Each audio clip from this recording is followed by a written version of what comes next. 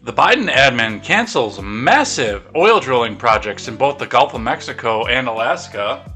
And in the exact same breath, Nancy Pelosi suggests price controls because, hey, when have price controls ever worked in history before? In other news, Rand Paul blocks the bipartisan effort to swiftly pass the Ukrainian aid, so we'll talk just a bit about what's happening there and what that means for the economy at large. Jen Psaki, the red-haired bobblehead herself, suggests that parents who cannot find the formula just go to the doctor, because apparently there are magical dispensaries that can send out formula. I can't even tell you what's going on with that. And in the final story, no matter where we have to stop for the day, Elon Musk puts his bid for Twitter on hold. It is going to be all this and more. You're just mad you can't date me. I am Jay Edgar, and this is Contemporary.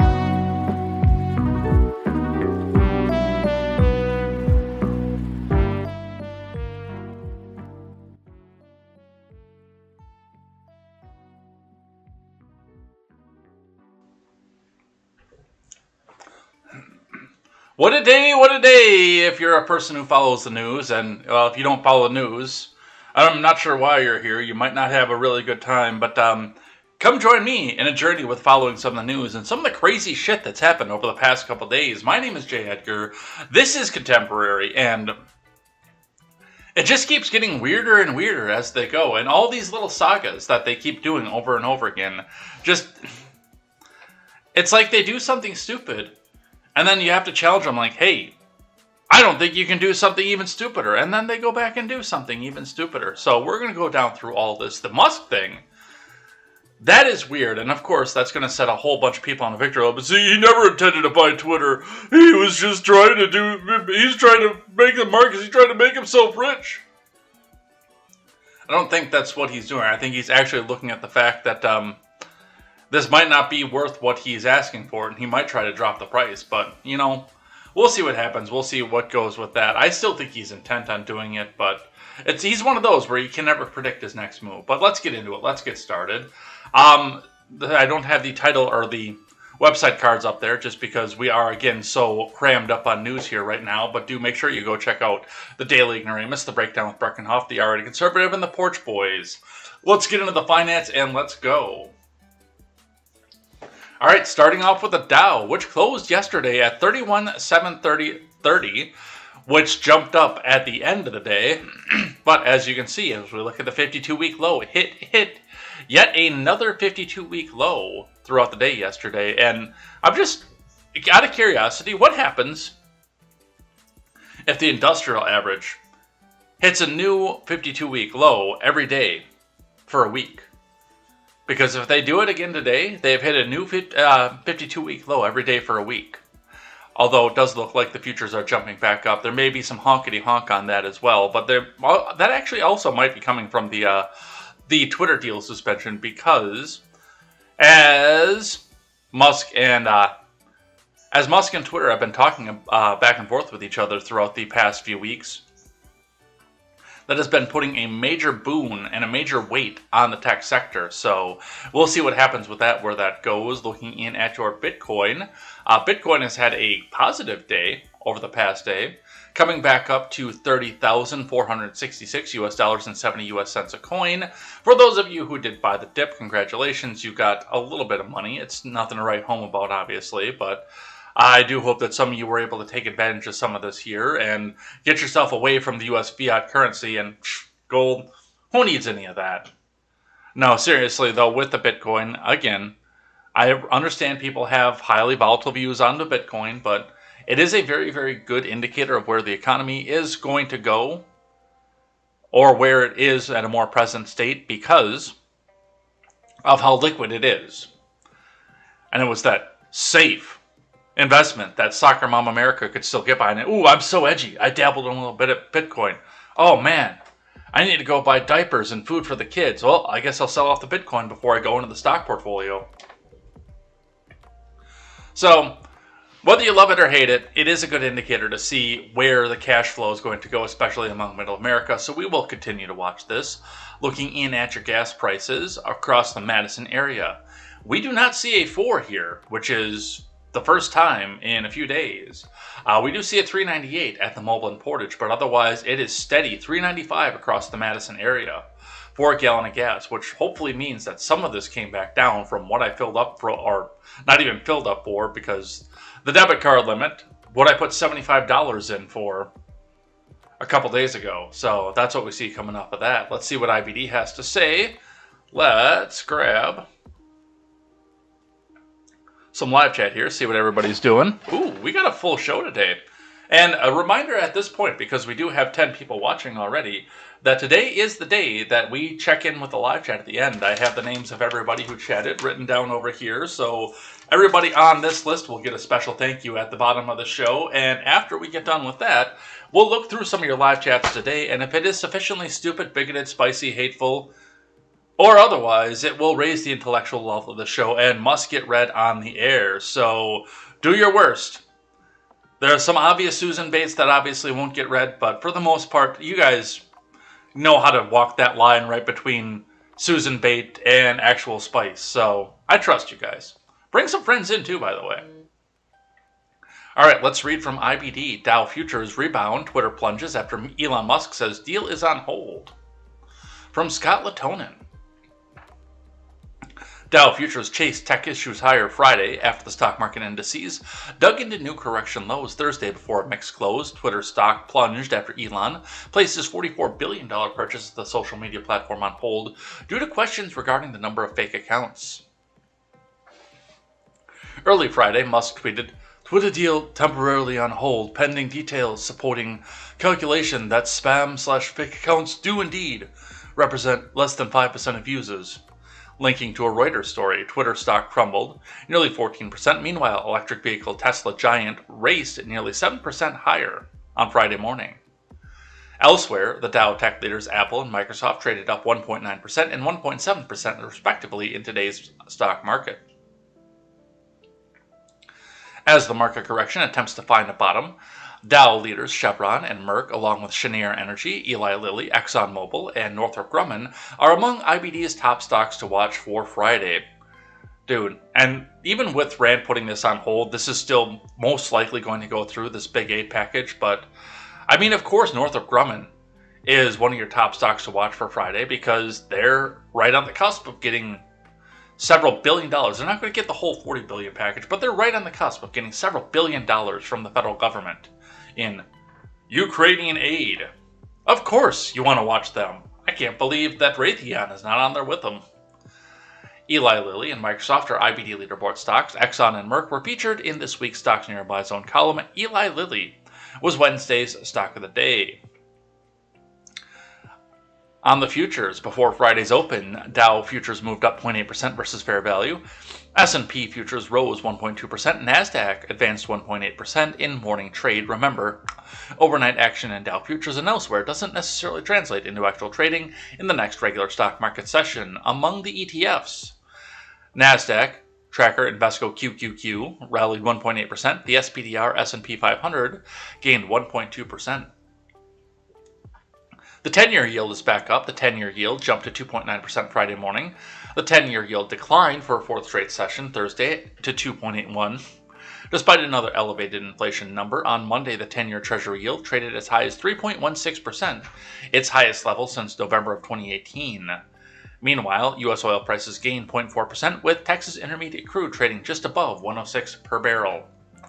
So, we will see what happens with that and where that goes. Let's grab one briefly from Seeking Alpha, and we'll get into the inflationary news of the day. Seeking Alpha, NASDAQ finishes higher, S&P 500 Dow cut losses in volatile trading. So this is just a brief rundown from yesterday. Another volatile day of trading ended with a mixed performance. On Thursday, stocks remained under pressure for most of the session as worries about interest rates and the economy continued to alienate investors. However, a strong rebound late in the session allowed the NASDAQ to push into positive territory at the close.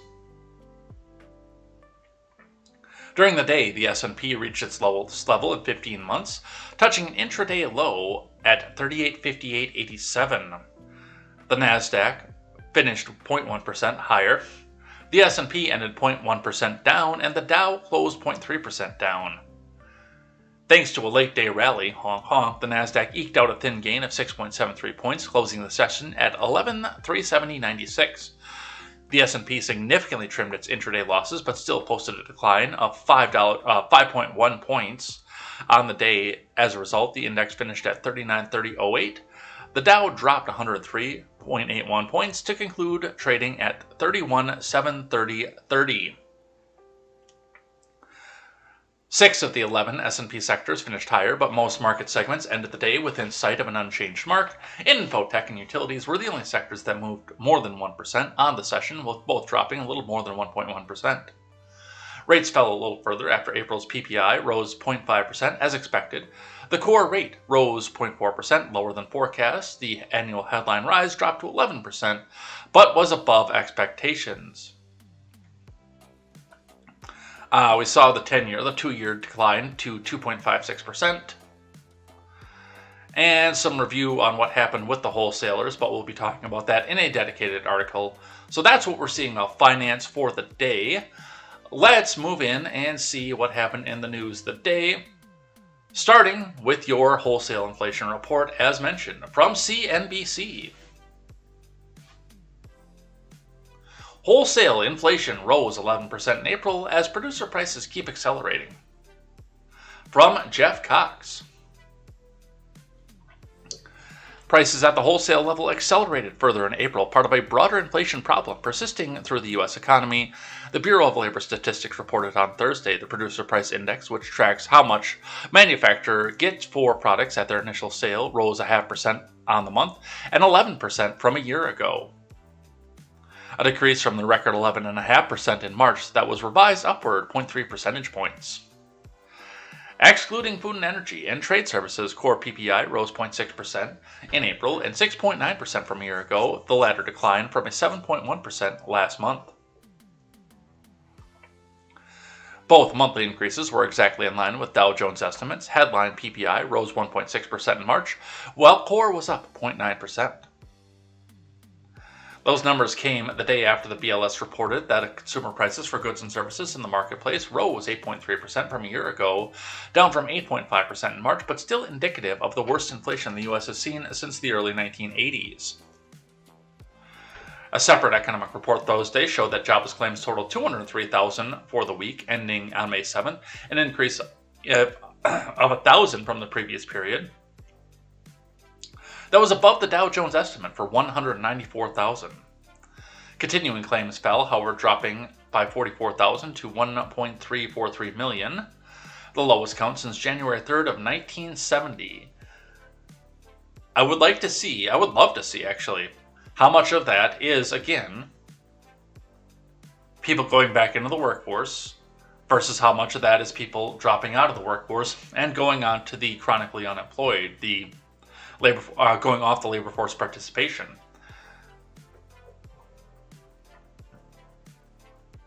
While the news has been largely good for the jobs market, it is inflation that has been bedeviling policymakers the most and threatening to thwart the expansion. President Biden this week has spoken multiple times about the raging price increases during his admin and set forth several proposals to tackle this problem. Gas and groceries have been responsible for much of the inflation surge, with indices tracking the two sectors up a respective 1.7% and 1.5% in April, according to PPI data.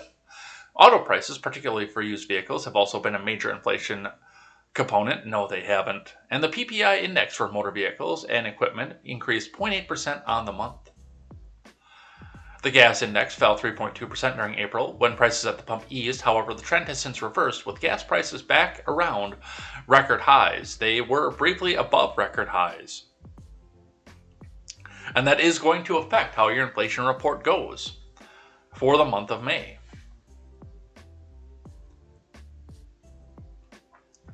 While Biden has pledged action on the legislative level, he's also pointed out the Federal Reserve's role.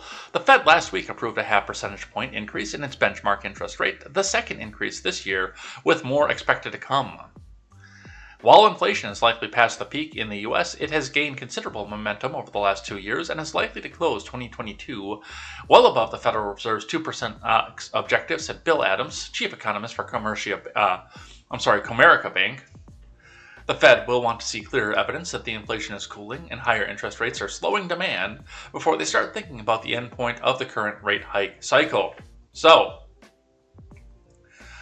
a lot of technical, a lot of math words to come back and tell you that the cost to make your goods went up 11% from a year ago. Now, we're going to start hearing, again, as we go, especially with gas, but with all other products. When you start to look and say, hey, it costs more to buy this loaf of bread, it costs more to buy this gallon of milk, this pack of cheese, this jar of processed cheese spread. That's another big one that's going to be coming down the pikes here. It costs you more and more year over year to make this product. The more you see out of that, the more they're going to keep trying to tell you that, oh, well, your producers, the factory workers, the big billionaires are posting record profits. And as has been pointed out on numerous other sides, do keep in mind that those record profits are balanced against a currency that's being measured in a currency that's devaluing by the month. As we see inflation go back up and up and up, those profits are probably coming back in line to even a loss of profits. And also keep in mind that the cost to make the stuff is going up 11%. But the cost to you is only going up 8.5%. So they're cutting corners somewhere. Do keep that in mind as well as people try to tell you that, oh, well, they're posting record profits. Look at what they're doing. Look at what they're making. It's all their fault that you're paying all this much for groceries. It's not our fault. We're the government. We're your deities. We're your saviors. But that's what we see coming off of that. Let's grab one from Fox Business. Biden admin claims massive oil and gas leak sale amid record high gas prices. From Tyler O'Neill. The Biden admin canceled one of the most high-profile oil and gas lease sales pending before the Department of Interior Wednesday as Americans face record high prices at the pump, according to AAA. The Department of the Interior halted the potential to drill oil for over 1 million acres in Alaska's Cook Inlet, along with 2 lease sales in the Gulf of Mexico. The move comes as Biden has taken a few actions to combat high prices, despite his admin's generally hostile approach to the oil industry. Is that Biden? That's a spokesperson. I thought we were going to do that in Biden voice. Due to a lack of industry interest in leasing in the area, the department will not move forward with a proposed Cook Inlet OCS oil and gas lease sale. 258, a DOI spokesperson told Fox Business in a statement on Thursday. The department will also not move forward with lease sales 259 and 261 in the Gulf of Mexico region as a result of delays due to factors including conflicting court rulings that impacted work on these proposed lease sales, the spokesperson added. The spokesperson also told Fox Business there are 10.9 million acres of offshore federal waters already under lease to the industry, and of those the industry is not producing more than 3/4, 75.7%, or 8.26 million barrels, or acres rather, not barrels. Federal law requires DOI to stick to a 5-year leasing plan for auctioning offshore leases. The department had until the end of the current 5-year plan, due to expire on June 30th, to complete all the sales. A source familiar with Cook Inlet lease confirmed to Fox Business that DOI received no comments indicating a specific company interest in leasing during the scoping period. Within his first week in office, President Biden signed an executive order temporarily suspending new oil and gas leases on federal lands. The admin resumed the new leasing last month following court challenges against the ban. The admin is appealing a ruling in which Judge James Kane, a Trump appointee, struck down the ban. So not only are they canceling these sales, which it does look like this weren't going to be completely promising on the gas prices, but still, every little bit is going to count. When we're at, in southern Wisconsin, $4.08 a gallon, every little bit is going to help. But it also looks like they're going to have to go back they're trying to go back and trying to cancel all the federal stuff that they've been trying to block since the beginning of the admin. The D.C. District Court invalidated another Gulf of Mexico lease 257 in January. The admin is not appealing that ruling, though it affects a separate lease from the ones the DOI spokesperson mentioned on Wednesday. Steve Malloy, a former Trump-Pence EPA transition member and founder of JunkScience.com, traced these lease cancellations back to President Biden in remarks to Fox Business on Wednesday. In Alaska, the problem was that the Greens scared off virtually everybody, Malloy said. It's expensive to explore and drill, and the Greens made it pretty clear they were going to make it even more difficult. While former President Trump opened Alaska's Arctic National Wildlife Refuge for drilling, the lease sale attracted only 3 bidders, including the state of Alaska itself. Environmental activists had hoped ANWR drilling for decades, and Malloy suggested that pressure from climate activists scared oil companies away. That sale also took place in early 2021 amid the COVID-19 economic recession, when Biden, who had campaigned on restricting the oil industry, was about to become president. So there are a couple factors, as we can see, that go with that too.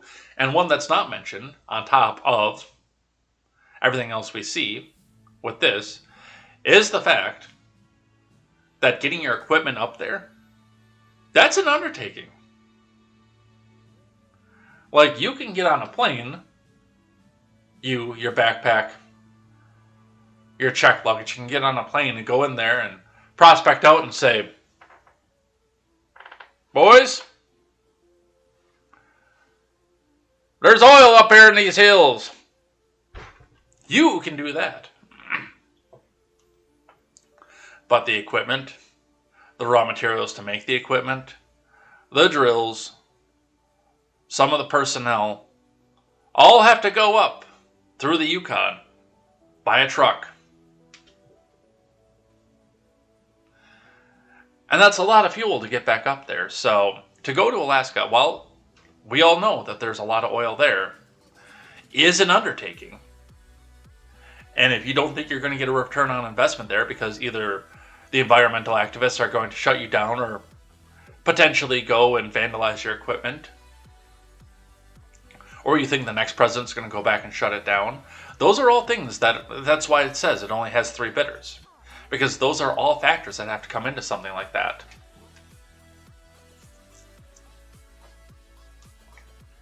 I blame Biden for all lack of production. He has scared away investment, Malloy told Fox Business. I don't trust him in court defending leasing, he added, suggesting that the president would find any excuse not to drill. They even tried to use the social cost of carbon decision to stop leasing. So, there you go. A couple leases going back down. And again, not big leases, but at a point where every little bit counts. Still going to be a painful lease anyway. From the Daily Wire.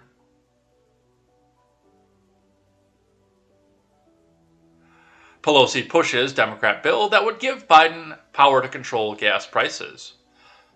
Because price controls have always worked. And thank you to our own Arvolt, by the way, for coming in and getting the video that we're going to watch here in just a bit. That came to us from the recount. I found that because Mr. Arvolt retweeted it. Pelosi pushes Democratic bill that would give Biden power to control gas prices, from John Rigolizzo. House Speaker Pelosi blamed the continued record surge in gas prices on exploitation by oil companies and touted a bill that would essentially allow the president to control prices. Because that's ever worked in history. During her weekly press briefing, Pelosi touted a Democrat-backed bill called the Consumer Fuel Price Gouging Prevention Act, which would allow the president to declare an energy emergency, giving him the ability to regulate prices by preventing fuel companies from selling their products at prices deemed to be unconscionably excessive and exploiting such an emergency.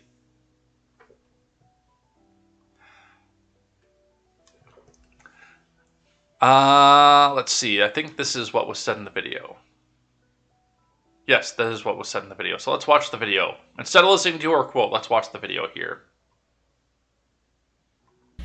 Sometimes when the cost of oil drops, oil prices drop, and price gouging needs to be stopped. This is a major exploitation of the consumer because this is a product the consumer must have. Again, the Putin tax hike at the pump is a part of this, and you would think that the oil companies would compensate for that rather than exploit the opportunity that it. So, and this bill, what this bill does, price gouging needs to be addressed, including new tools at the FTC to address those abuses. Sometimes when the cost of oil drops, oil prices drop, and price gouging needs to be stopped. This is a major.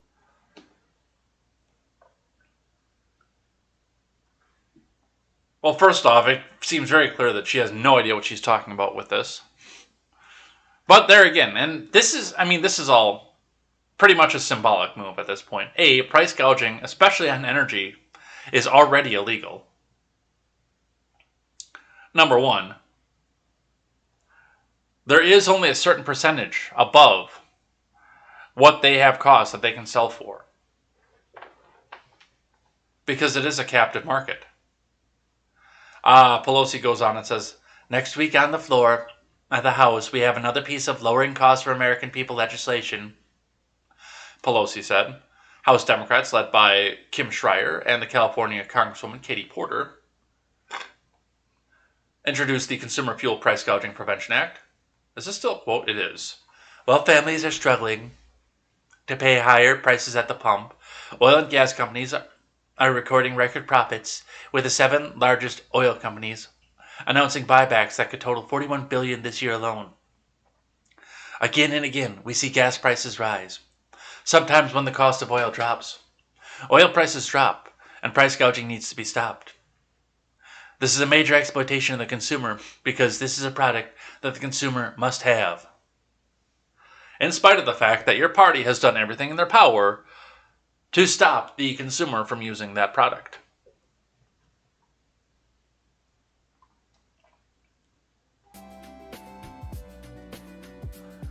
And that is the video that we saw this. Again, the Putin price hike at the pump is part of this. You would think the oil companies would compensate for this, but rather than exploit the opportunity that it... So in this bill, what this bill does is price gouging needs to be addressed, including new tools at the Federal Trade Commission to address those abuses. Our bill enables the President to issue an energy emergency declaration, making it unlawful to increase gas and home energy prices in an exploitative and excessive way, which is part of the business plan of these companies.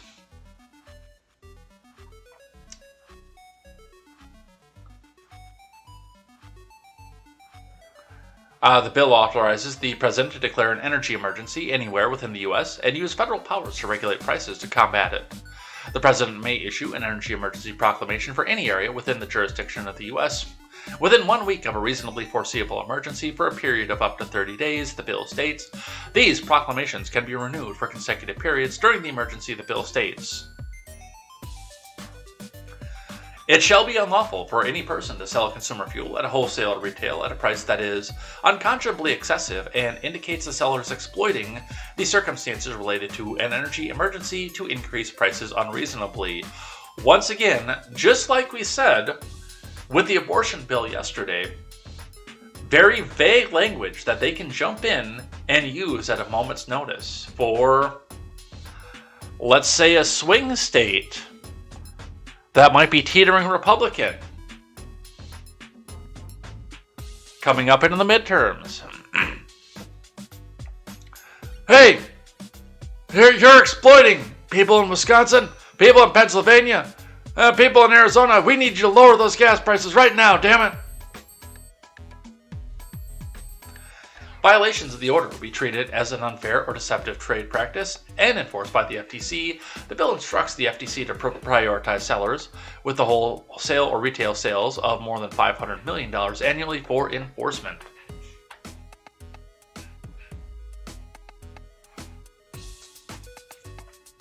Dems have continued to press short-term demand-side solutions such as rebate programs and gas cards to soaring gas prices, which broke a new record high on Wednesday at $4.40 a gallon, according to AAA. The Biden admin also called for oil companies to increase supply right away, but the admin canceled an enormous oil and gas leaks sale in Alaska and 2 sales under consideration in the Gulf of Mexico on Wednesday. So that is, that's... To me, this sounds like a tacit admission that you failed. I mean, when have price controls ever worked? And when have they not backfired on everybody? But, that's what we see off of that. From the Daily Caller, billionaire and CEO says fuel rationing may be around the corner. From Chris Bertman. Bertman.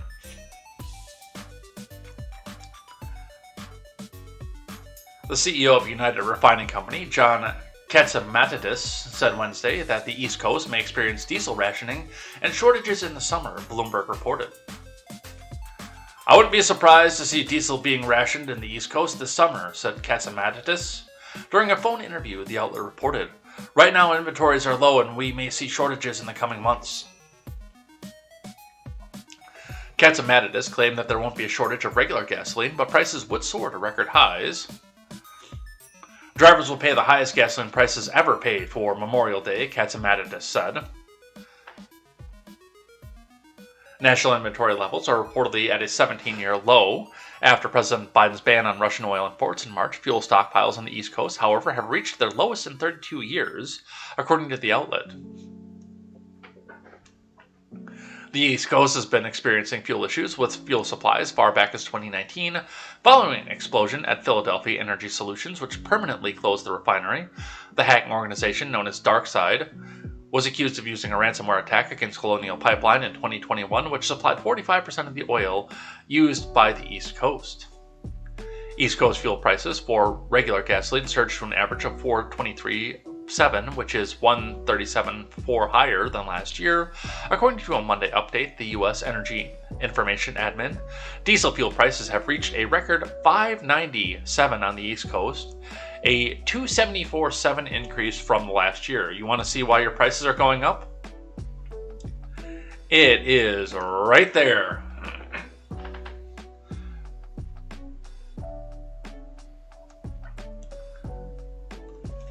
And yeah, I mean, I'm looking at this right now because I am planning on taking a trip for 4th of July weekend, the weekend before 4th of July. I'm planning that right now, but when I look at shit like this, I start to wonder if it's even going to be economically feasible. And then because where I'm going is on the East Coast, if there's going to be rationing involved too, am I even going to be able to get fuel to come home? Is going to be the next question. But we'll see what happens with that and where that goes. From CNBC. In the midst of the inflation, in the midst of the gas prices, the Senate has deemed one Jerome Powell to be the best man for the job to come back and curb this. Federal Reserve Chair Jerome Powell confirmed by Senate for a second term from Jeff Cox.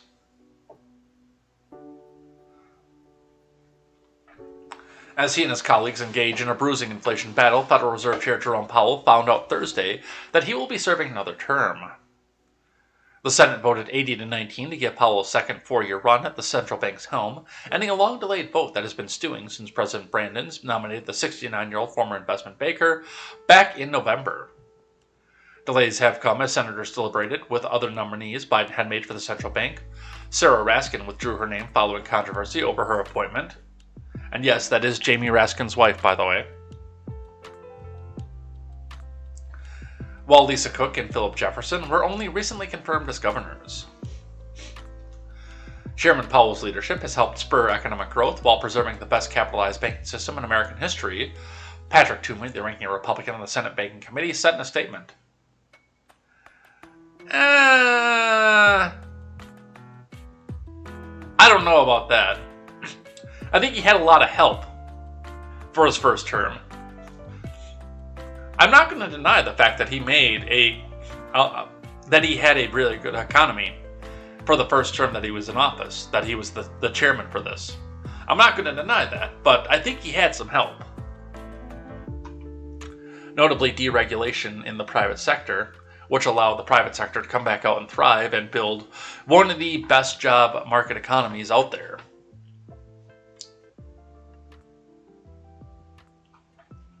In choosing Powell, Biden picks a policymaker first put in the position by President Trump, who proceeded to mock the chair and his fellow policymakers as boneheads when they increased interest rates. Powell then found himself in the middle of one of the nation's gravest crises when the pinko pox raged into a global pandemic in March of 2020. He orchestrated a series of maneuvers aimed at pulling the nation out of its steepest downturn in history, using a blend of lending and market-boosted programs combined with the slashing of interest rates to near zero, and instituting a bond-buying program that would explode the Fed holdings to $9 trillion. More recently, Powell and the Fed have faced another crisis, the worst inflation surge since the 80s. With price increases running at more than 8% annually for the past 2 months, Powell has faced some criticism for moving too slowly to address the threat. Though the Fed last week raised benchmark rates by half percentage point, the most aggressive move in 22 years. In a rare digression last week, Powell addressed the public directly and said that the Fed is deeply committed to bringing prices down and will use all the tools at its disposal to do so. Which is going to hurt, by the way. You, the end user. But we got to a point where there's no choice. So Jerome Powell is going to be the Federal Reserve Chief again. And from the Hill, Senator Whitehouse votes to confirm Powell for a second term after opposing renomination. From Chloe Fulmar. Sheldon Whitehouse voted Thursday to confirm Jerome Powell for a second term as Federal Reserve Chairman, after previously calling on President Biden not to renominate Powell for the position. In a November 2021 statement, Whitehouse and Jeff Merkley urged against Powell's nomination for a second term, saying that Powell refused to recognize climate change as an urgent and systemic economic threat. So he wasn't woke enough for them.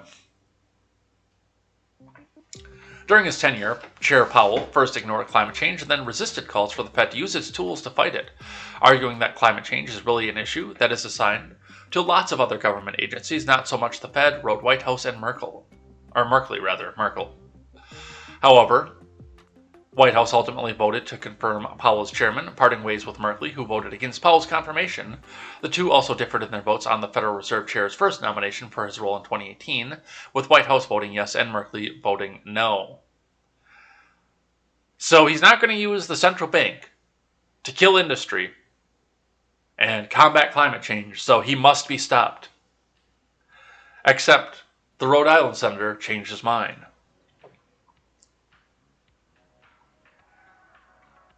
From The Blaze. Morning Joe shouts down Obama-era advisor after he says most economists would agree Biden's stimulus tossed gasoline on the fire of inflation. I would go as far as to say that the first stimulus did as well, but that's why I said fuck that to the first stimulus, and the second, by the way. From Carlos Garcia. A former advisor to the Obama admin admitted that President Biden's big spending was gasoline on the fire of inflation before an MSDNC host shouted him down to defend the protest. Let's watch. Trying to show that he understands the problem out there, empathizing with it, but is inflation here to stay? Inflation is here to stay, but we had some mixed news in the numbers yesterday, and I can take you through it. But yeah, Joe Biden is all over this because he knows this is the defining issue in the midterm elections and his control over the Senate and the House. Steve, do you have charts? I have a few. Could you please share it? The kids are up. The kids are up. They had they're their in front of the TV set. Okay. No, they're eating their Lucky Cheerios. Charms and Cheerios, okay. and they're ready. And they're screaming, charts, charts, charts. Charts. All right, so let's start at charts. So look, there was mixed news yesterday, and we can start with the good news, which is inflation may have peaked. Do you believe that? Interesting. I think I would put 3 lines. See, they keep saying that over and over again. Oh, it's 7%. Oh, it may have peaked. Oh, it's 6.5%. Oh, it may have peaked.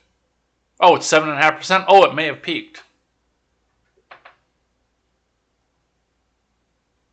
Lines under May, but yeah, I think it's possible. I think it's possible partly because you're getting better and better yearly comparisons. So let's be clear. Yeah, exactly. Right. Yeah. Right. So you can see, if you see that little turquoise circle on the first chart in the upper right corner, that inflation actually did dip down a little bit last month from 8.5 to 8.3. Economists were actually hoping for slightly better, but it is the first dip in quite a while, and so it does raise the possibility of it having peaked. And even more dramatically, if you look at the chart on the right, which looks at month-to-month increases rather than year-over-year, you can see that it was the smallest increase since last August. After a 1.2% increase the month before, it was only a 0.3% increase in August. So that's the good news. Let's look at what we should worry a little bit about on the next chart, which dives into gasoline prices, because gasoline is what has been driving a lot of this, and no pun intended, a lot of this inflation as well as the increases. And you can see on the left that in March, gasoline added 0.8%. So 2/3 of the inflation in March was simply from gasoline. But in April, gasoline prices actually dipped a bit, and so that helped. That is part of why inflation came down.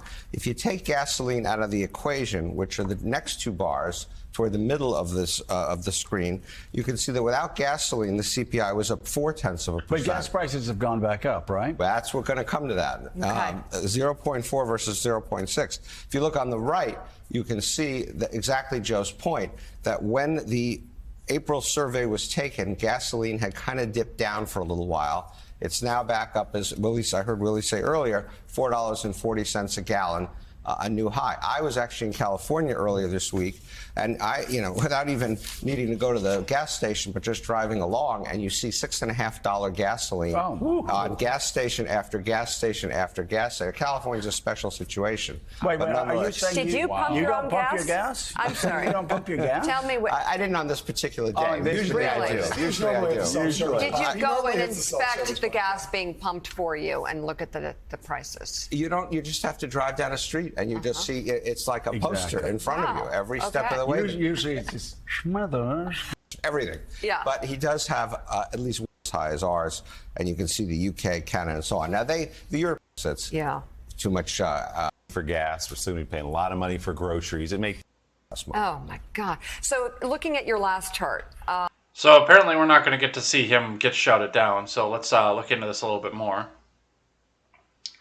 Scarborough asked Ratner what Republicans could pin on Biden as his responsibility for the high inflation during hurting Americans, but he yelled at him after Ratner pointed to proposals for more spending.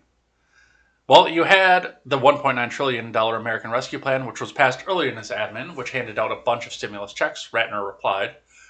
No Republican votes on it, Scarborough injected. No Republican votes on that, Ratner agreed, on which, candidly, I think most economists at this point would say was putting a bit of gasoline on the fire starting to rise. But that would be your centerpiece. And remember, Biden wanted to propose another $6.5 trillion. Oh yeah, but he didn't, though, Scarborough interrupted. And see, that's the thing when Republicans. But you're asking me, Ratner broke. No, Scarborough yelled back. But what I'm asking is, what is he responsible for? His words didn't fuel inflation.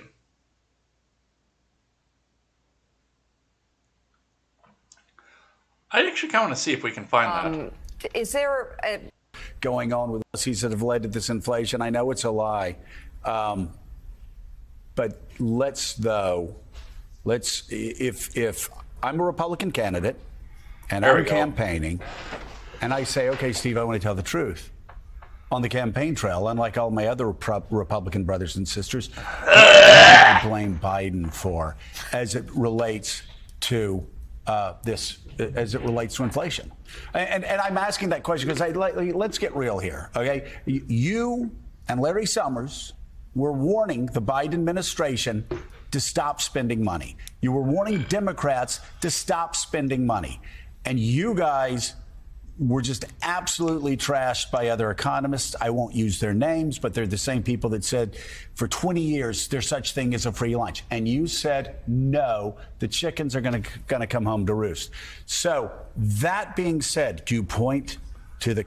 What a fucking leading question. And of course he has to come back out and frame this question in such a way that's like, oh, well, this is what I want to ask you, but these are the parameters that I want you to work in because Republicans are evil, and you're on MSNBC, so you have to say Republicans are evil. COVID relief bill? Because before that, everything was bipartisan.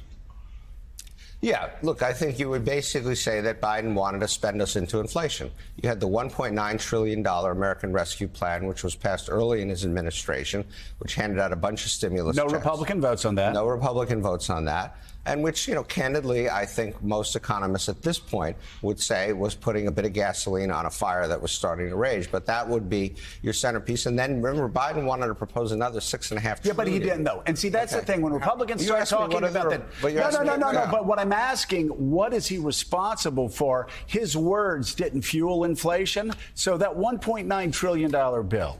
Now I'm going to be a lawyer. All right. So look at COVID.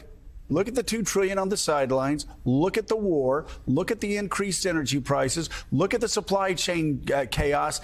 And then look at this $1.9 trillion bill. What percentage of those lines, of that inflation, of that 8.1%, what percentage would you really say that $1.9 trillion bill was responsible for? The $1.9 trillion bill by itself, small percentage. A small percentage. Yeah. Small percentage. So take that out. Then And, of course, he's not going to let him answer the question off of that. So, yeah, he's... No. I'm asking you to bash Republicans. Tell me something that you can bash Republicans on. MSDNC. All right, some good news on the economic front. Rand Paul blocks bipartisan effort to swiftly pass Ukrainian aid from Ali Zaslav and Ted Barrett. Now, first off, Don't celebrate this too much because you know this is still going through. The next blackmail payment on your dime is headed to the Ukraine, no matter what Rand Paul did. He just slowed it down a little bit. He didn't stop it. In a rare showing of public unity, Senate Majority Leader Chuck U. Schumer and Mitch McConnell, the Turtle Man, took to the Senate floor to press for a quick passage of a $40 billion aid bill for Ukraine, but were blocked by Rand Paul, who is demanding changes to the legislation. Despite the high-profile pressure from the two leaders, Paul refused to blink, meaning that Schumer will need to take procedural steps to overcome his objection, which could take several days. It's still going to happen, but it's slowed down, and there's going to be an opportunity for you, the common man, to read this bill. But will ultimately lead to passage of the supplemental spending bill sometime next week. McConnell and Schumer on Thursday offered to allow a vote on Paul's amendment, but insisted be added to the underlying bill. Let's take that down just a little bit. The change Paul is seeking would create a special inspector general to oversee how the Ukraine military aid is spent. Yeah, that's going to go over well in Washington. Holy shit. You can't walk down the street in D.C. without seeing a blue and a fucking yellow. That's going to go over well. No, they're our greatest ally. No, they're our second greatest ally now. So we just need to accept that they're spending the money the way that they say that they are. Honk, honk.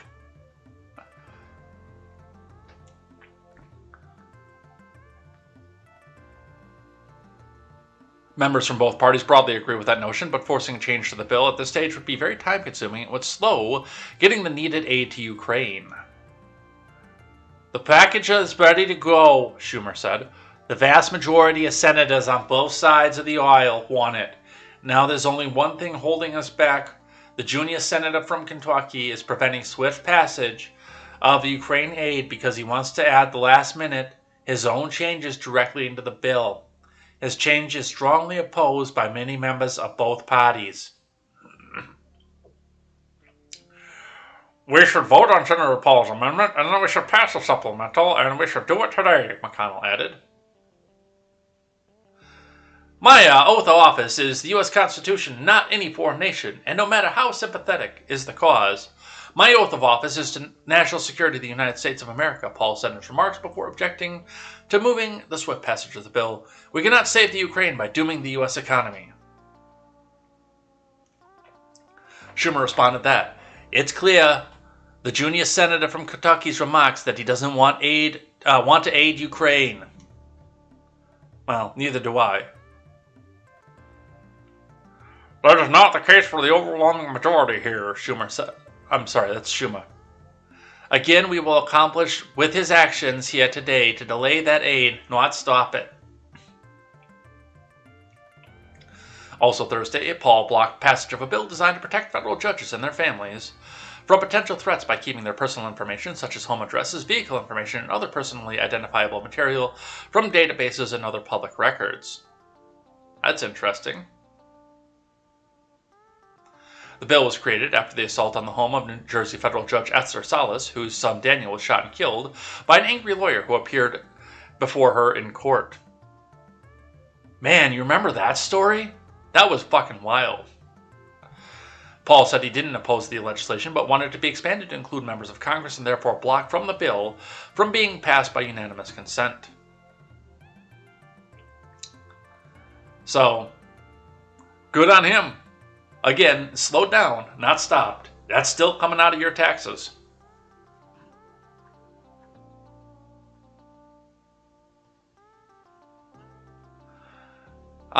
Katie Porter. Democrat Rep. Katie Porter claims Bidenflation reinforces the need for abortion, because we're going to move into that topic for a little bit. Not as much as we did last week, but we're going to move into that topic for a little bit. So let's listen to Katie Porter, who all the big RNC research, this, that, and the next thing are trying to push into the Senate. Isn't she from California, by the way?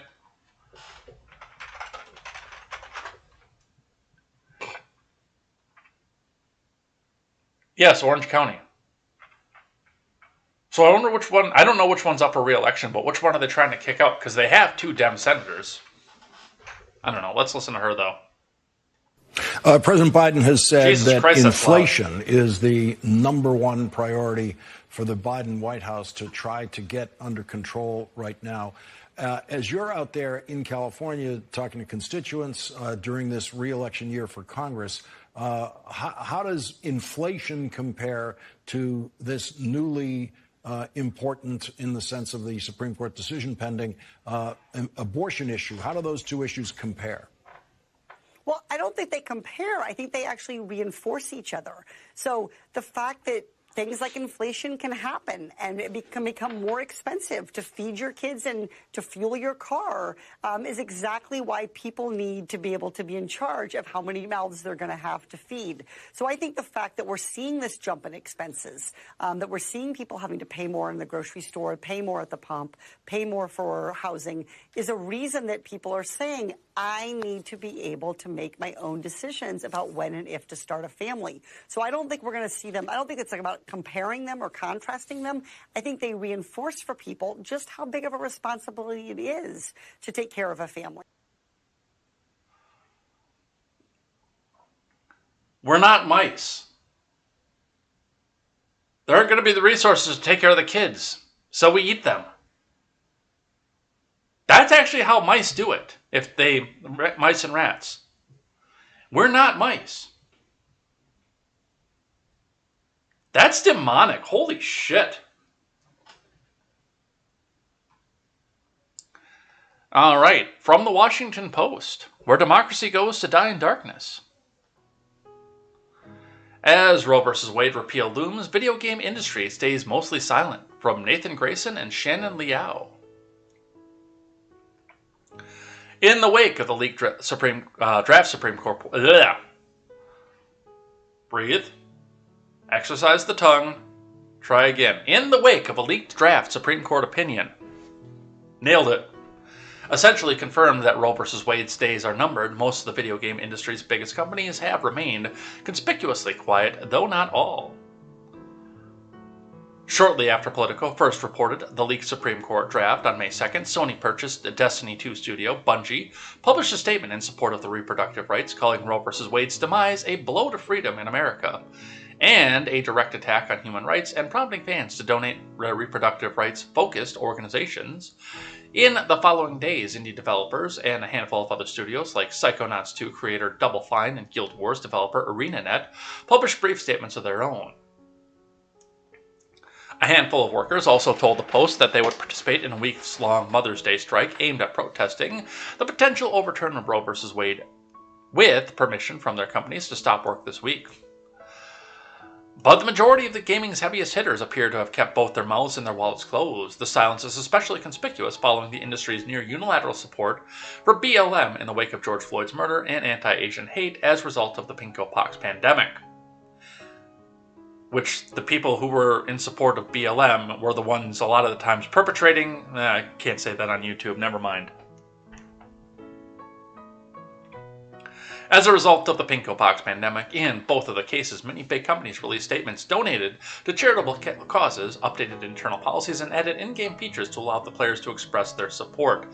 And do you know what happened? People stopped buying their games. They started buying their DLC, their bonus content. When they said, fuck that, I don't want this company that doesn't align with me to have my money. Now, the companies probably have strong opinions one way or another. And I would say that their customer base is more divided. I know that, like, if I went and talked to my friend Seawall, he would say that, well, the gamer base is 100% lockstep united against things like BLM and anti-Asian hate, but they really aren't. And it's the same situation of, like they always say, like Michael Jordan said, they always bring up the Michael Jordan quote, Republicans buy sneakers too.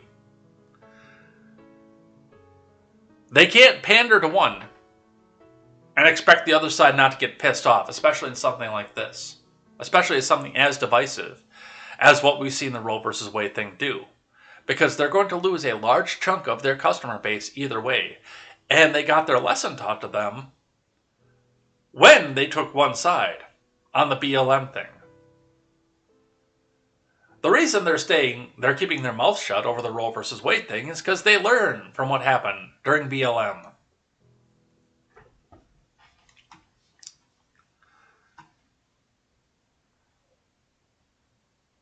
But that's not good enough for the Washington Post now, is it? From ABC, no more murder charge for women in Louisiana abortion bill. Now, I'm going to contrast this with what we said yesterday, but let's read a little bit from this first. I think we're going to look at this one and this one, then we'll talk just a bit about how this contrasts with the extreme bill that the U.S. Senate tried to put through, which we read from yesterday, by the way. From Kevin McGill of the Associated Press. The sponsor of a bill that would have subjected Louisiana women to murder charges for having abortions abruptly pulled the proposal from debate Thursday after House members voted 65 to 26 to totally revamp the legislation, eliminating the criminal penalties. The controversial bill would have ventured further against abortion than lawmakers' efforts in any state. It would have made women who end their pregnancies subject to criminal homicide prosecutions. This is a thorny political question, but we all know that it's actually very simple. Abortion is murder. Rep. Danny McCormick, a Republican from Oil City, proclaimed as he opened debate. He noted that a majority of Louisiana lawmakers in the heavily Republican legislature say they are anti-abortion and briefly chided these abortion opponents who oppose his bill were faltering and trying to explain it away. But McCormick's measure had drawn increasingly strong opposition from many anti-abortion stalwarts. Governor John Bel Edwards, an anti-abortion Democrat, said that he would veto it. Louisiana Right to Life, a Louisiana Conference of Catholic Bishops, and the National Right to Life Committee were among prominent anti-abortion opponents of the measure. Edwards, a devout Catholic, declared prosecuting women for abortion absurd. McCormick had just as strongly disagreed, saying a woman who has an abortion should be in the same legal position as a woman who takes the life of a child after birth. When I give equal protection to the unborn, that's the possibility, he said on Wednesday evening in a phone interview. Supporters of the bill were adamant. Scores of them gathered at the Capitol to pray and show support. As the group watched from the House balcony as the bill was pulled, one shouted, "Shame!" The House had not yet started debating the controversial legislation when the building was temporarily evacuated Thursday after the Speaker interrupted proceedings and said an unknown unclaimed package had been found in the Capitol's Memorial Hall, a gathering area between the House and Senate chambers. I'm actually going to skip this because what we're looking right now seems to be the sequel to this one here from 4WWL, and I'm going to talk about this for just a second because with Roe versus being overturned, first and foremost, that puts the ball into the court of state and local legislatures to go back and actually create some sort of legislation that they think will fit their constituencies. And really, honestly, for as red as Louisiana is, in spite of the fact they have a Democrat governor, he's a pro-abortion governor. I'm sorry, what would they say? Anti-abortion Democrat. In spite of the fact that he himself is anti-abortion. This seems like this would play well in Louisiana, but realistically, it's not about what will play well to the most devout states. It is more about what's going to pass the muster of the people. And what isn't going to drive Democrats to the polls to try to get this overturned. Now, if you've got a bill like this that's about to get passed, your MSNBCs, your CNNs, every representative across the country that's up for election, that has a D next to their name, every senator, the president himself will get on every channel, every avenue in the world and say, this is what's coming for your state too. Even California, the Republicans will seep in and they will make this happen in your state. This is evil. They're trying to make a nationwide ban. This is the talking point. To have something like this pass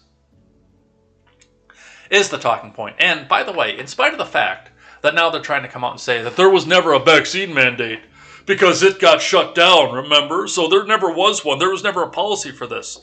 In spite of the fact that they've said that, now they're going to come back and say, see, this was always on the table, and if you don't vote for us, the Republicans are evil, and this is all that they want to do.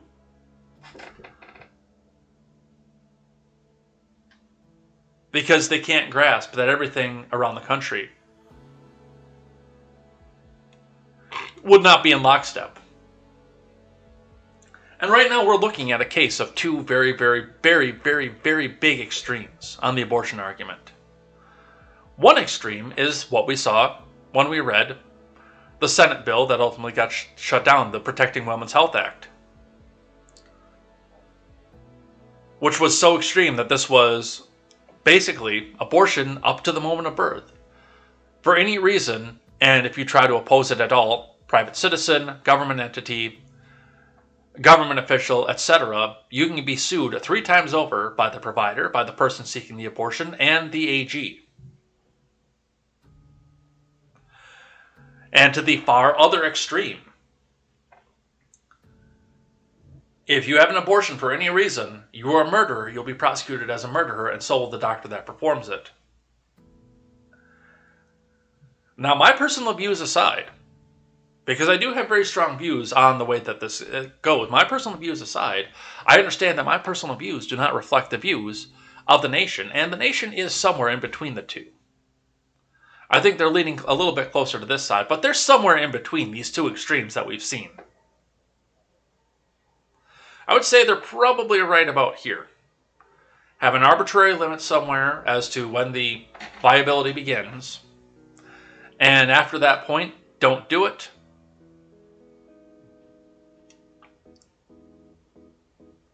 And actually have a legally defined point. And if you do have to do it after that point, it is going to be for a very, very, very specific reason. I think that's where most of the country is. It's not where I am, but I think that's where most of the country is. So that's what we see coming up with that.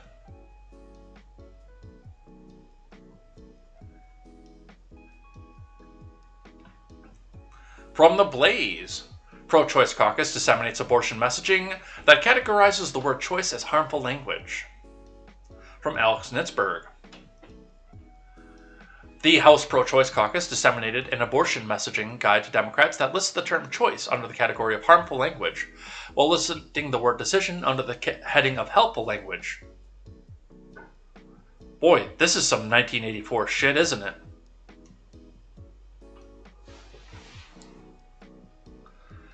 Instead of saying reduce abortion, safe, legal, and rare, the suggested terminology is safe, legal, and accessible. The list categorizes conscious clause protections under the harmful language header, but lists refusal of care, denial of care laws as helpful language. So here it is, do's and don'ts, harmful language, choice, helpful language, decision. Harmful language, reduce abortion / safe, legal, and rare. Helpful language, safe, legal, and accessible. Harmful language, unwanted pregnancy. Helpful language, unexpected pregnancy. Except it's typically this one. Harmful, conscious clause / protections. Helpful, refusal of care / denial of care laws. You know, evil. And of course, harmful, back alley abortion / coat hangers. Helpful, criminalizing healthcare.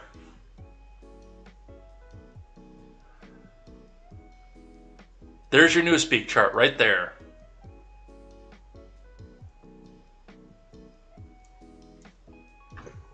In response to a social media post about the messaging list, Jerry Dunleavy of The Examiner tweeted, "Pro-Choice Caucus decides its own name is harmful." Nice. I didn't even think about that. I assume the Pro-Choice Caucus will soon be named the Pro-Decision Caucus.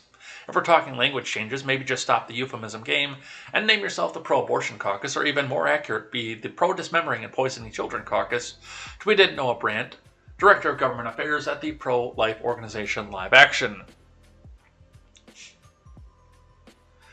These ridiculous talking points are a good reminder. The reason why the pro-abortion forces are on their heels right now is because for decades they put no intellectual energy into defending abortion. They've absolutely tone deaf when it comes to defending it.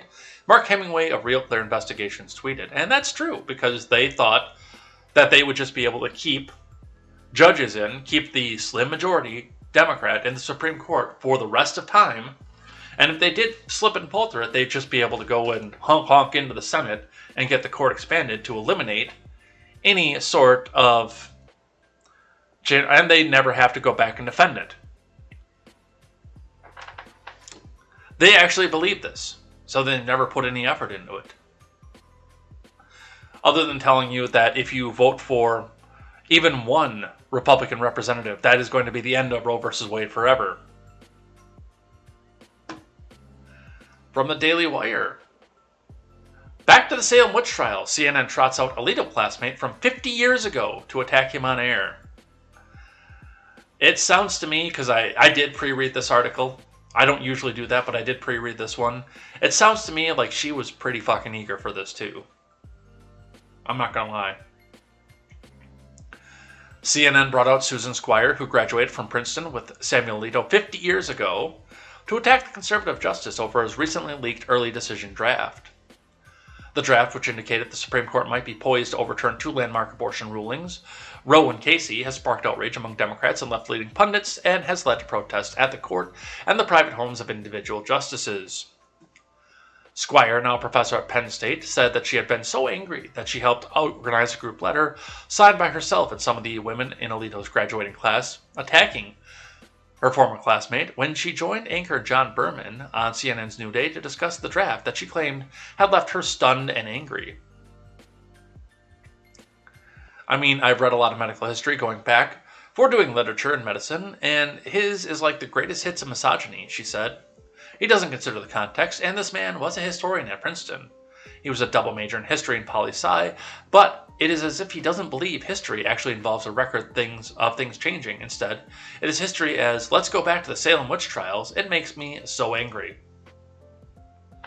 Squire's letter, which was published in the Princeton Alumni Weekly and signed by 28 of her classmates, along with 7 others listed as friends of the women of 72, stated that the undersigned were deeply shocked and complained that the draft would reverse the strides we thought we were making. Yeah, it doesn't look like they had to look very far for her. It looks like that she was pretty eager to get up there and said, "Give me a microphone, give me a camera, give me a microphone, give me a camera." And nobody wanted to get between her and a microphone and a camera. Nice, Quest, nice.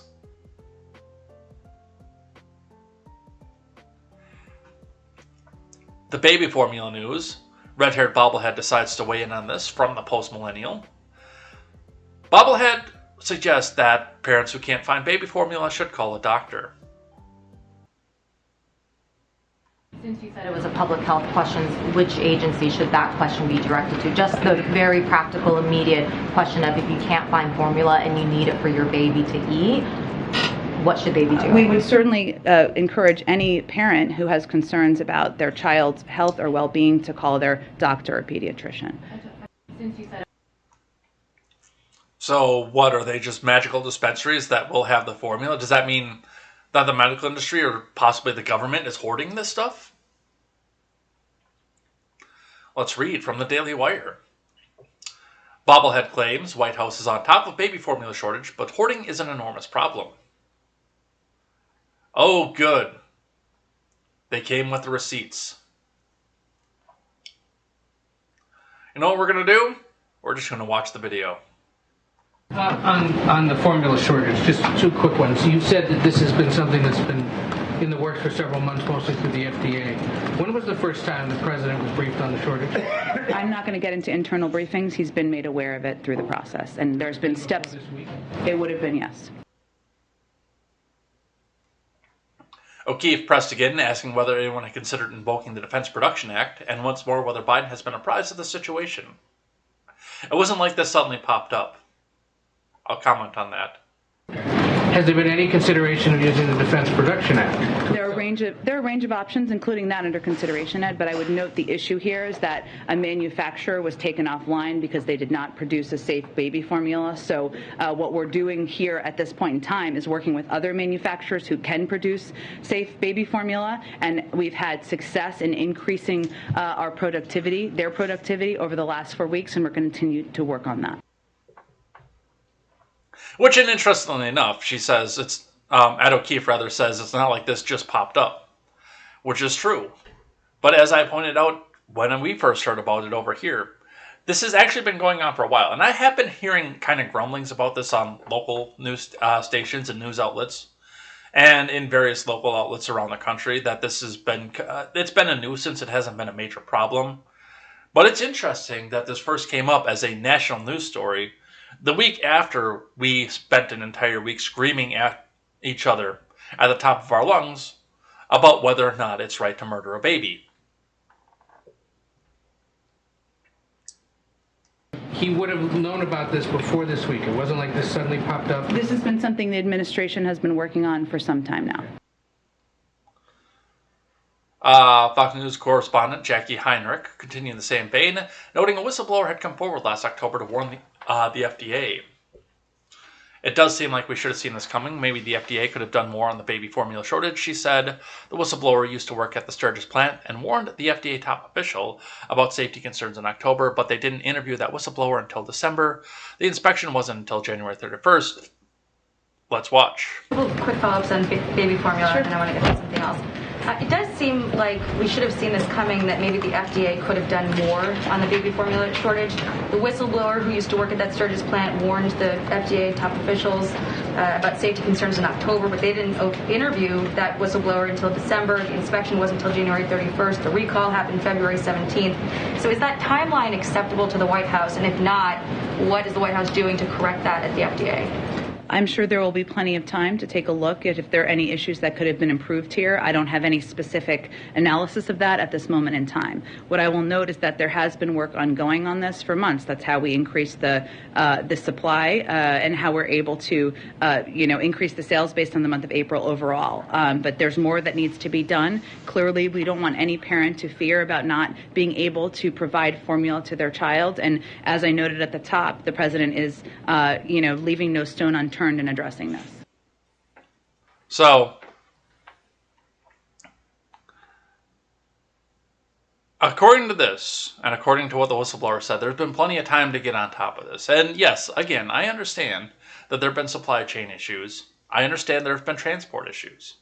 And by the way, that price is going to go up because the diesel fuel that it costs to get this formula to the end user once they do get it back up and running, or if they do take it back from Europe, which they're talking about as well, is also going to put strain on the price and strain on the parents to go back and do this. But with that being said,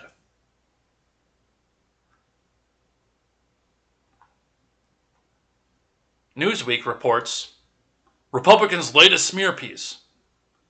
Now, I don't know if this is true or not. If it's true, we've got to have a conversation about it.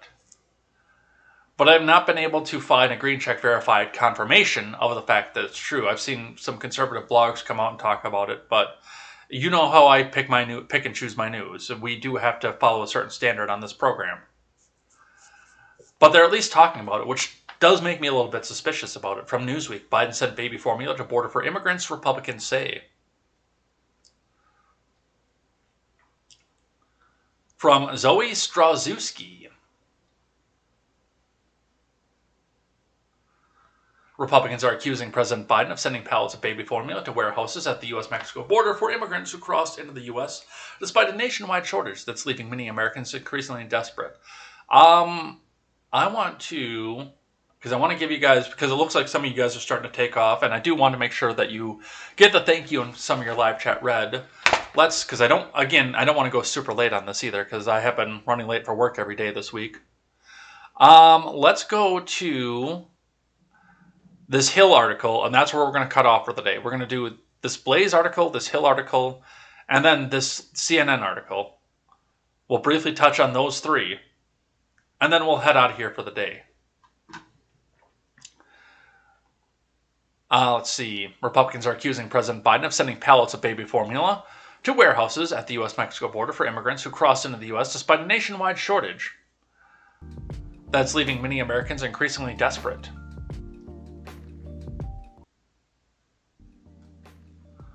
Representative Kat Kamek, a Republican lawmaker from Florida, said in a Facebook post live video he posted on Wednesday that a Border Patrol agent in Texas informed her that he had taken in pallets of baby formula for immigrants. She said that the children receiving the formula were not at fault, but expressed anger over what she described as another example of America Last agenda. Marjorie Taylor Greene, who also referenced emerging pictures from the border that showed that the Biden admin was sending pallets of baby formula there, according to a tweet from ABC reporter Ben Siegel. Newsweek was not able to independently confirm the information in Kamek's video. By publication time, Kamek also posted photos on social media that she said showed pallets of baby formula at the border processing facility in McAllen, Texas, commonly known as Ursula, but a worker at the facility told Newsweek that there were no pallets of baby formula there and that only single adults were currently housed at the facility. So, this is something that I think should be investigated into to see if this is actually going or not. It's probably not going to, because it'll get swept under the rug. Oh, this is Republican conspiracy theory. The fact that it's made it to Newsweek tells me that there's probably something going on. And it is likely somewhere between what the conservative blogs are saying and what the mainstream is trying to ignore. Probably leaning a little bit towards what the conservative blogs are saying, but probably not completely to the effect that they're trying to put this back out. I have questions. I want to see what's happening with this. I want to see if this is actually happening. It wouldn't surprise me. By any stretch of the imagination, both by the policy prescriptions of this current administration and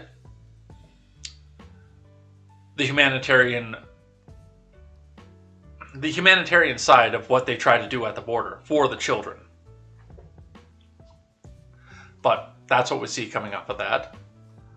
Let's grab one from The Blaze. Neighbors of Amy Coney Barrett offers a blunt advice for protesters outside of her house. Go home and get a family.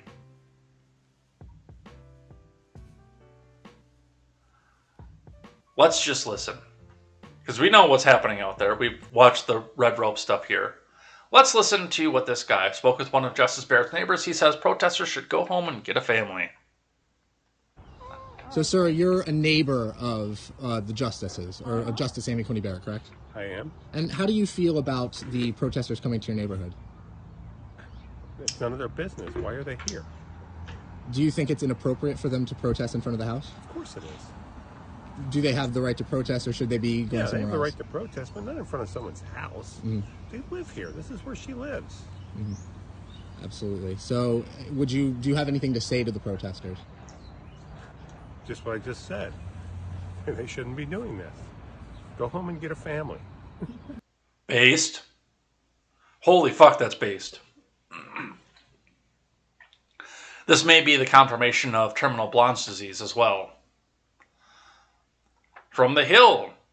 Feds launch grand jury investigation into Trump's handling of classified info. Report. Because they've got to pin something on him before the midterms. They've got to have something on him before the midterms. Otherwise, they're just going to come back out and say, oh, well, the Democrats just let the evil orange man get away with everything. Oh, my God. Federal persecutors, and we're going to use the PER word, recently launched a grand jury investigation into the handling of classified information by former President Trump, according to two people familiar with the probe. Unnamed sources, of course. Sources told the New York Times, a former newspaper, that the investigation will deal with White House records taken by Trump to his home in Florida after the end of his presidency. Trump took 15 boxes of White House records, including government documents, mementos, gifts, and letters, to his Mar-a-Lago club in Palm Beach, Florida.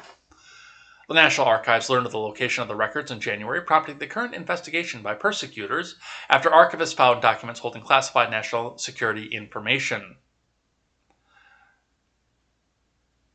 It's going to be interesting because they're going to try to go back and pin this on you. I'm sorry, they're going to go back and try to pin this and say that this was, he's going out there And these are incredible national security secrets, but because of the top secret nature, and they keep trying to tell us that these are all top secret documents, you, the American people, are never going to be able to see this. And this could easily just be as simple as tax records. Well, not tax records, obviously, but as HR records for benefits or something, which would still be technically considered to be top secret. But I mean, no troop deployments or anything else like that. And you're never going to see it. You're never going to hear it. And it could be just that simple as HR records. But the people like the Hill are going to try to paint this and pin this as Trump trying to go and sell information to the Russians. And I know that because they already have. All right, and we're going to do one more and head out of here for the day. Elon Musk made news this morning saying that his deal to buy Twitter is on hold. From Dave Goldman and Chris Isidore. Elon Musk said he's putting his bid on to acquire Twitter on hold weeks after agreeing to take the company private for $44 billion. Twitter deal temporarily on hold pending details supporting calculations that spam fake accounts do indeed represent less than 5% of users, Musk tweeted on Friday. The initial news sent Twitter shares down more than 13% in pre-market trading. In his tweet, Musk linked to a May 2nd Reuters report about Twitter's most recent disclosure about its spam and fake account problem. In its quarterly financial report released on April 28th, Twitter estimated that fake or spam accounts made up fewer than 5% of the platform's active users. During the first 3 months of the year, Twitter noted that estimates were based on a review of sample accounts and it's believed that numbers to be reasonable. But it acknowledged that measures were not independently verified and the actual number of fake or spam accounts could be higher. Twitter's had a spam problem for years, and the company has previously acknowledged that reducing fake and malicious accounts would play a key factor in his ability to keep growing. It's unclear why Musk would back away from a deal because of the latest disclosure. I know. Because he wants to see what the property is actually worth. What he can come back and get out of it, especially if he does put the small $1 to $3 fee per user onto it. Because if, say it's less than 5% like they say, which means that, how many active users do they say that they are? How many active users on Twitter? 330 million active users on Twitter, which is about the population of the US. So if we grab our handy dandy calculator and go 330 times 0.05, 5%, less than 5%. Well, we'll use 5% as benchmark. That means that is 16.5 million accounts that aren't going to look at an advertisement, watch a commercial, and bring in ad revenue for Elon Musk. Well, let's say it's higher. Let's say it's 15%, because people do double accounts, bot accounts, they do stuff like that without profile pictures or anything else like that, and they have 75 accounts. So that when one gets banned and one goes down, then they go get another one, and they go get another one, and then they go get another one. So let's bump that up to 15%, just for what I think would be on the high end. I don't think it could go any higher than 15%.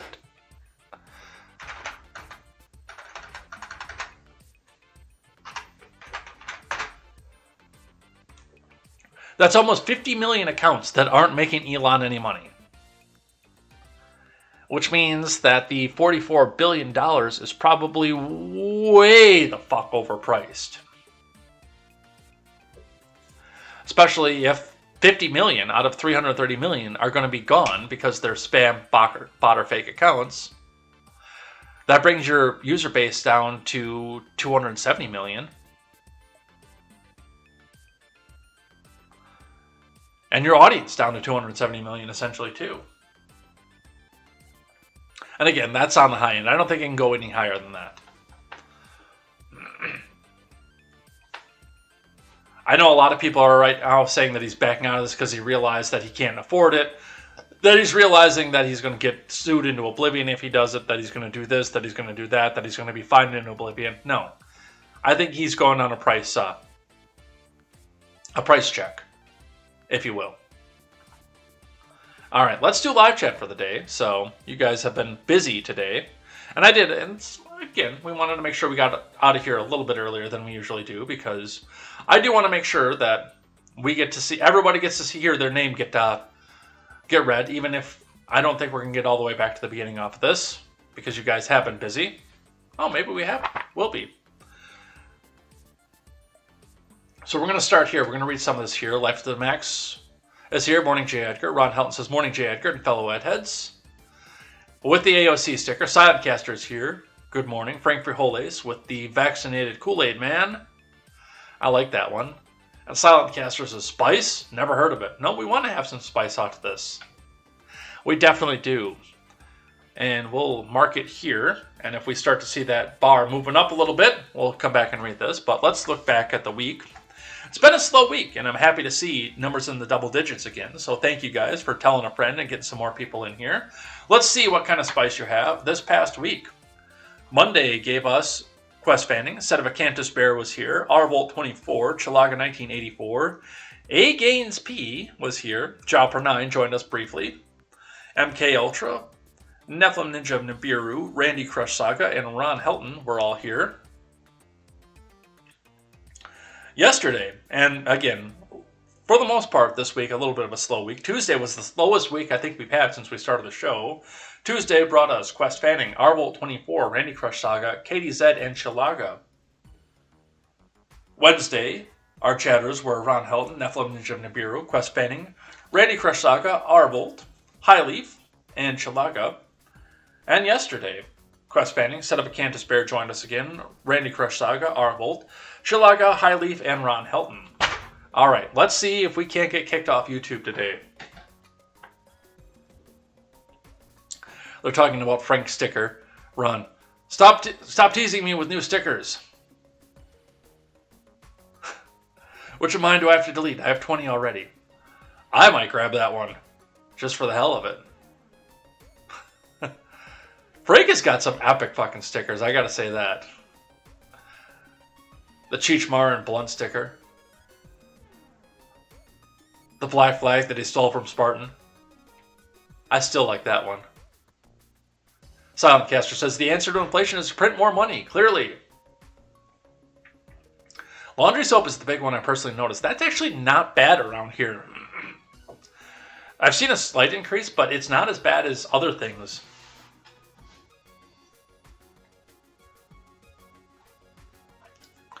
I'm actually looking to figure out how to make my own. Just because I want to make sure. Randy says, good morning. Fellow Edheads. Quest Fanning is here. Hey, Randy. Ben Wild is here. I haven't seen Ben Wild for a while.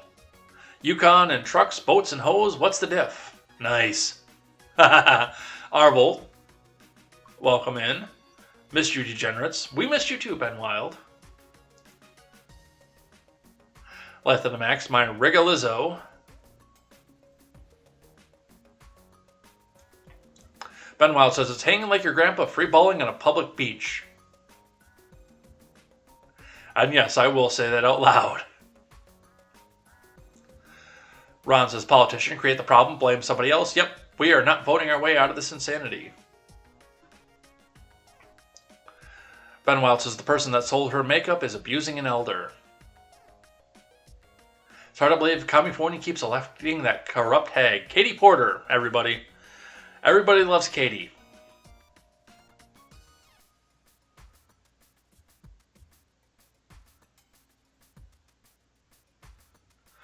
Yeah, so Fanning brings it up perfectly. So gas producers decide they don't want to sell it for that price, perhaps. And then it goes up more because there are fewer producers. The demand goes up and the supply goes down.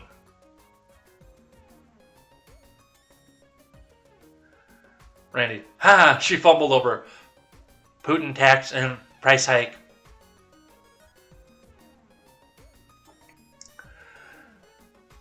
Quest and Ron talking about the pork. Quest says they get perks and goodies from every bit of pork. And Ron says, yep, bring home the bacon. God, I could go for some bacon right now. I was going to get some cubed bacon, but they were out at the store. They had every other kind of bacon except for the kind I like, which is cut up into little cubes like that. That's my favorite way to eat bacon now. And I went for 37 years of my life not even knowing that existed.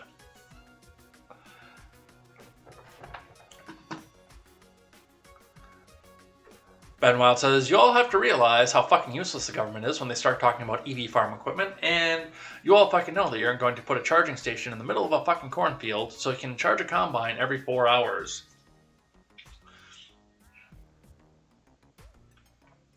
Randy says, can't wait for them to tell us we have to bail out big oil companies. Again. Ben Wild says, makes as much sense as an off-road EV, like you towing a generator behind you that would, ironically, be powered by gasoline. Why can't they stop Apple from price gouging iPhones?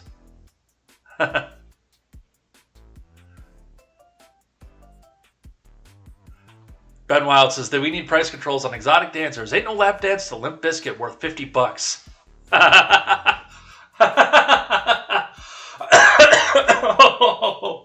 I like that one.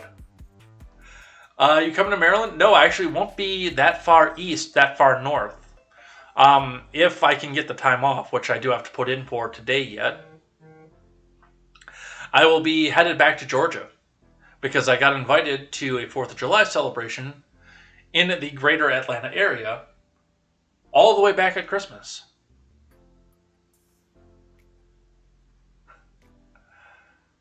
Oh. Jamie Raskin Pillow Talk. I'm going to hit that like a higher interest rate. Ben Wild is on fire. I miss Ben Wild. Using the Fed to combat climate change, like talk like that, like fighting fire using mama jokes.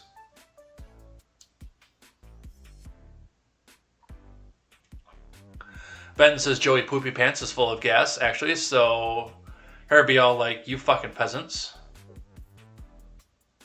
KTZed is here. Biden can sick me big FTD says, do you agree all lives matter besides U.S. politicians? Man, that sounds baity. Man, that sounds like Fed Post, dude.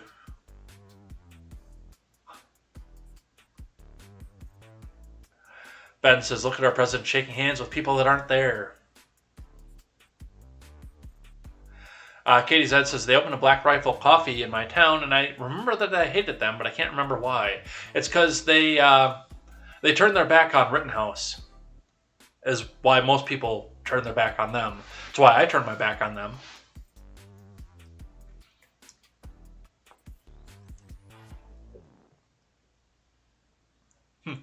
Katie, I feel like Ed trying to boycott everyone I don't agree with.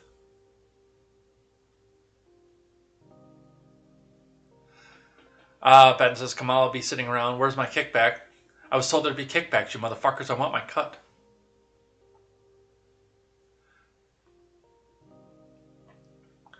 Biden and sick is what I'm going to say with that. What are your thoughts on us giving Ukraine $40 billion more dollars?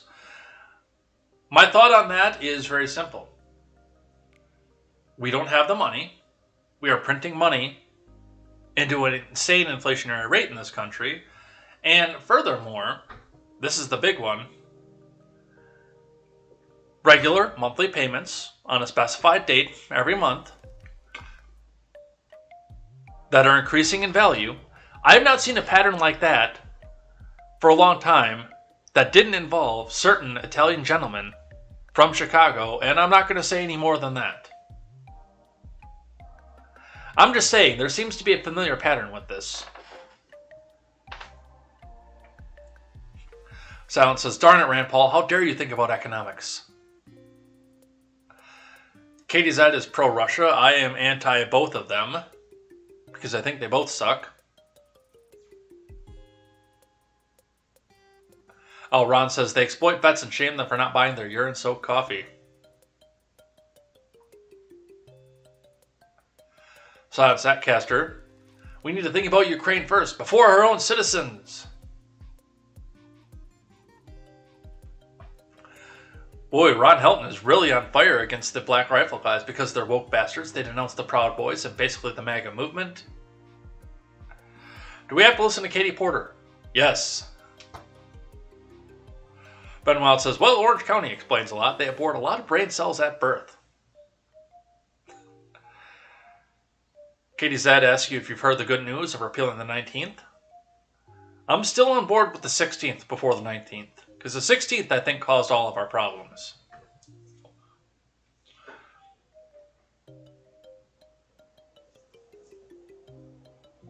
Ben says, I can't take anyone serious with that fashion sense. Like getting your clothes from the senior center when an old person kicks off.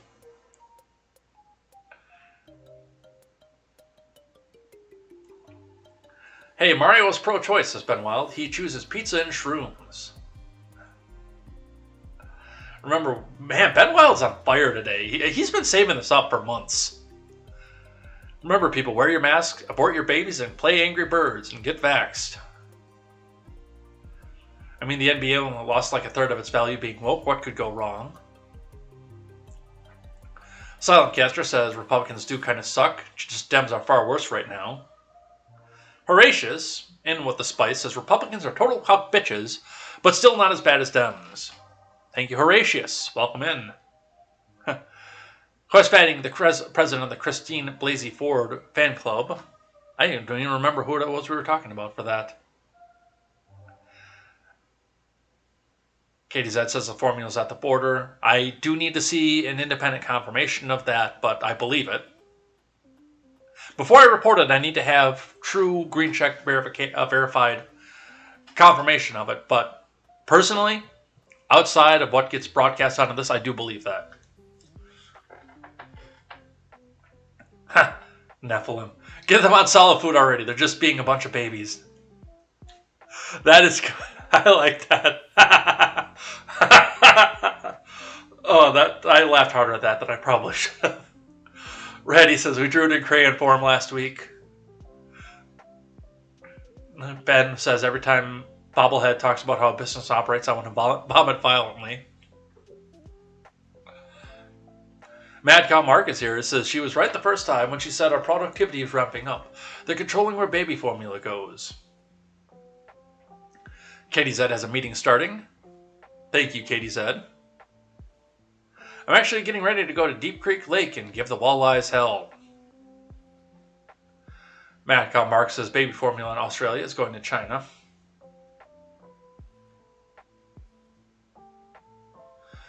Silent Caster says, just follow the same standard CNN, America's most trusted news network, uses. Oh, whatever makes the politicians that we kick money back for the most amount of money? Well, I don't give kickbacks or get kickbacks for politicians, so I can't really use that standard.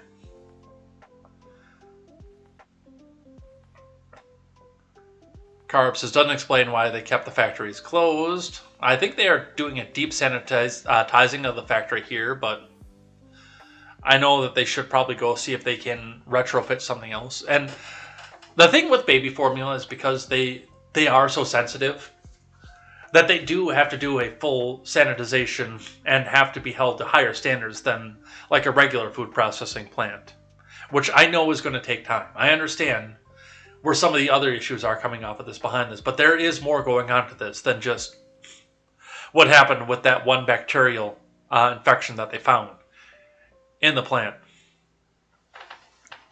Quest says, well, when you do the heinous, the copus, you are responsible for the health and feeding.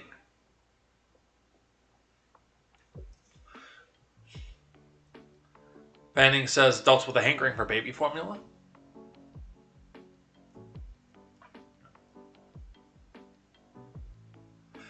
Quest says, when you do hold a prisoner, you do need to feed them. Get a family. Based and dad pilled. Quest Fanning says, isn't this after the National Archive turned it over to him? Shh. Shh. We don't talk about that. We don't talk about what the National Archive did. It's just evil orange Donald Trumpler. The article read actually said mementos and gifts. Yep, it did. Mad Cow says there will be nothing. It'll be a nothing burger, but they need an investigation going while the elections are coming up. Yes. Quest says something stinks. Mad Cow Mark says Biden underwear.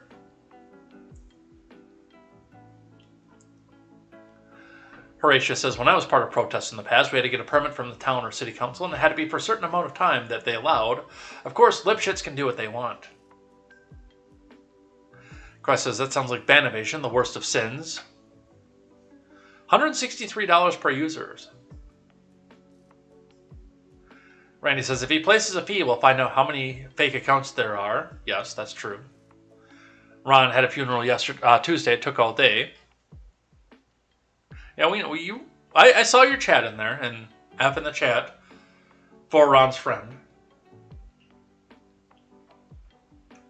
Randy says, I know a movie that could be a resource on making soap and starting a secret club that we don't talk about. Haven't seen that movie.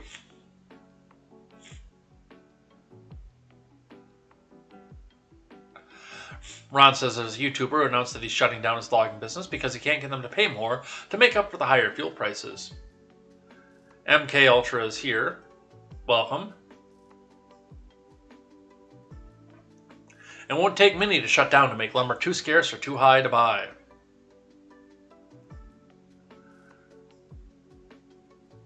Quest Family says Beatty, like Warren. He was just written off. It's pronounced Italian.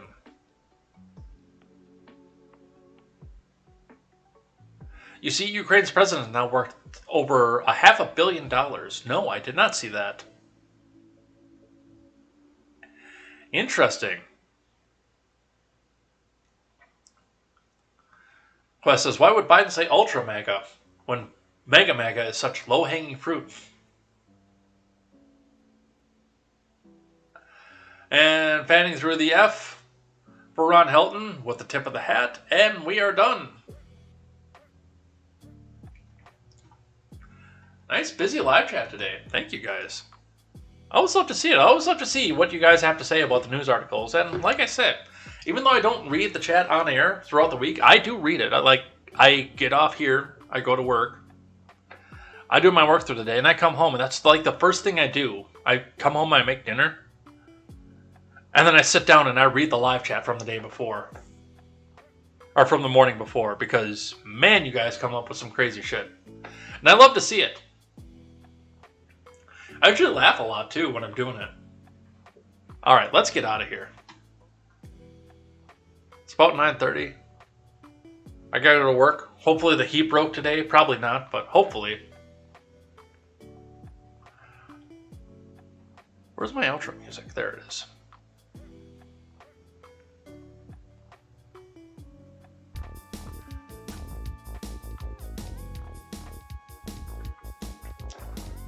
Alright, so thanks everybody who came by and chatted in the live chat. Thanks everybody who made the week what it was and made my day after work every day this week. We will be back here. No weekend streams. I've got to do some chores around here and get some stuff done. So no weekend streams this week. But we'll be back here on Monday for more Contemporary. So come back out and join us for that. 7:15 a.m. Central Time. Monday morning while we look at the news headlines, the stuff that went on, plus catch up on the stuff that we missed from today's show. So come back and join me for that. Otherwise, join me 5:30 Central Time with the wonderful KTZed for KTZed Redemption, where we'll be talking about something other than abortion as a nice big change from what we saw last week as well. That'll be a great time. We've got some great stuff on. We'll be talking about probably the baby formula shortage. We will be talking about some abortion and some regulations for that. The bill that passed the sudden return of Ukraine and possibly the investigation into Trump as well. So come back in and join us for that. 5:30 Central Time, Monday afternoon. Otherwise, we will see you next time. No matter when it is that you come, everybody's always welcome. Bring a few friends. Let's get that live chat popping. Let's see if we can't get to 20 people next week. You're currently watching on an early morning stream on top of that as well. We will see you next time. And until then, I'm Jay Edgar, and this is Contemporary. Take care.